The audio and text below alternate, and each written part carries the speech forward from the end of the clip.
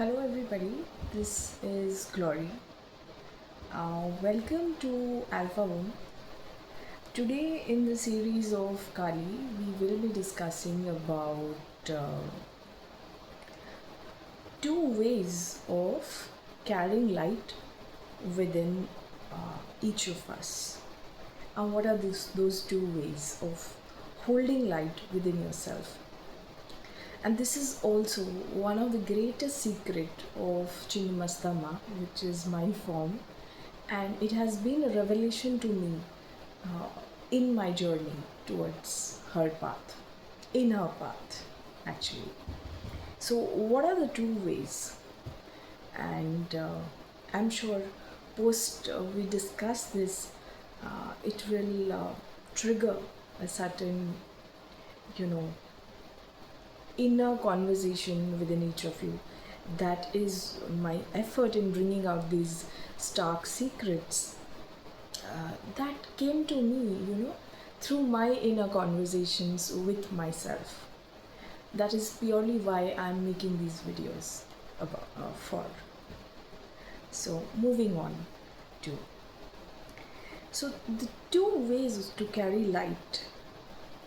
One is to be the flame, or the second is to be reflective.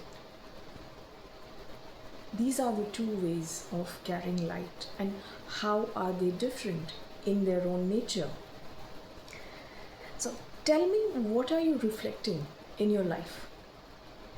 Most people never question this particular thing, that what are you reflecting outside? And that's exactly where this two paradox of holding light within each of us in two different ways begins. Because what are the two visible light bodies in our solar system, quite visible to us? One is the sun, another is the moon. So one is the Ida, another is the Pingala. One is the left brain functioning, and the other is the right brain functioning. Okay, so this much we all know.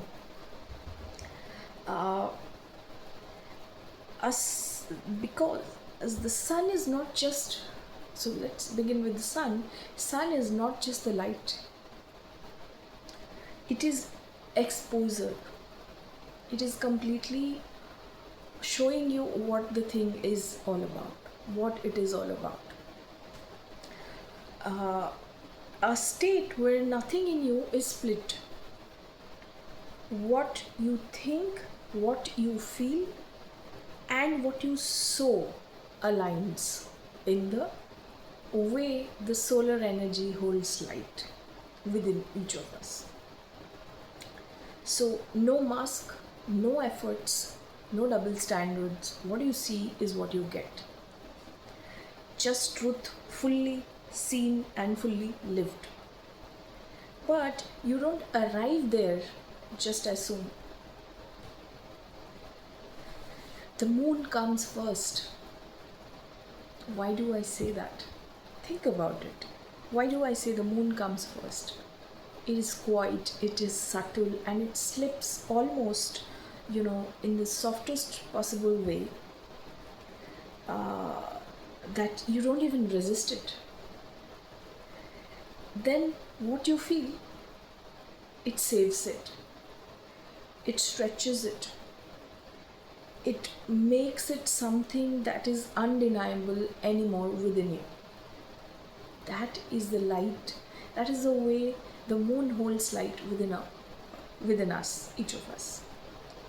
And you follow this light almost instinctively, almost without having any doubts, because it feels true. But feeling is not seeing. Feeling something is not seeing, just like the sun. So in the solar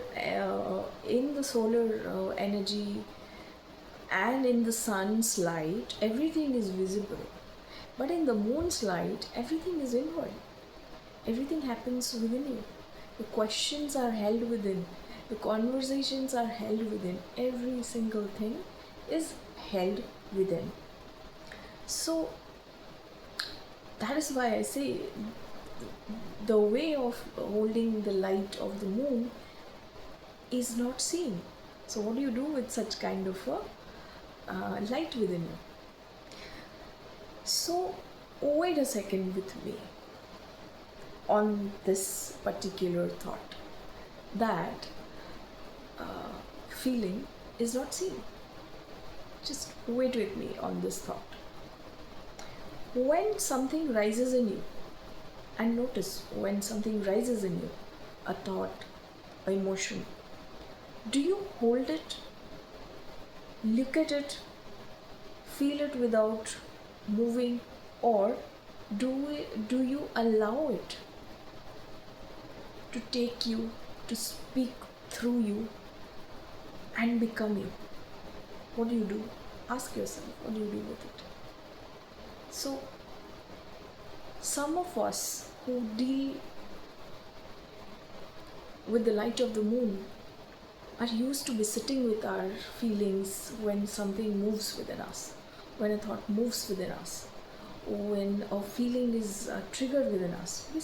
We would like to sit with it. We would like to understand it. We would like to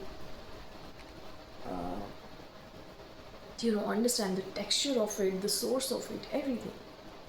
That is when it doesn't rules you. It is aligning you with your soul in a different way. It is allowing you the knowledge of the scene in a different way. Alright? So, feeling is never seen. Feeling has to take time. Something you feel, you must pause, you must stop. And what you must not do is you must not allow it to take you, to speak for you, to become you.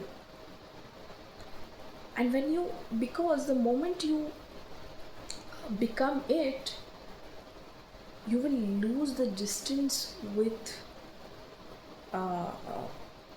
yourself. And without distance, there is no clarity. Without distance, I repeat, there is no clarity. But only the illusion that you are seeing clearly is left with you. Did I make some sense? If you don't allow certain distance with something that moved in you, something that triggered a certain kind of reaction in you, and you sit with it and you have a conversation with it and you think about it, will you not be able to see it clearly as what sun shows you? Alright? So seeing is seeing without filter, without mask. What you see is what you get, is the kind of light that sun within us holds, which is absolute truth, undeniable truth that sun shows you. But the moon is the light of the moon is all about making you feel something, but it allows you to it urges you, or it seeks you, it wants you to give attention to it, to sit with it, to have a distance with it, so that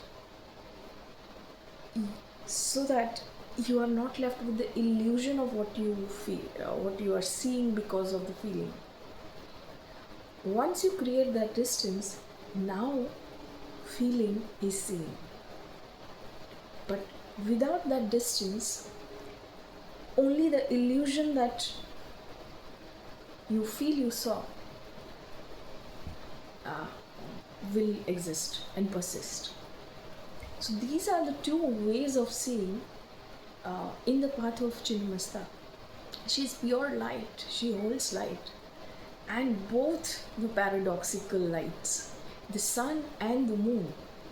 So both the lineages of the solar deities and the lineages of the lunar deities has to be integrated and not collapsed into one. So you are supposed to be dealing with your solar side of things, and also allowing the allowing yourself to hold the lunar with absolute integrity, and not believing that what you're feeling is seeing at the first go, but sitting with it, allowing that distance, so that you can hold these two paradoxes and not collapse into one, and not allow one to be above the other, and finding your center amidst both these lights guiding you. So this is the most secret thing about Chinnamasta, that where she teaches you the two ways of holding or carrying light within each of us. Thank you so much.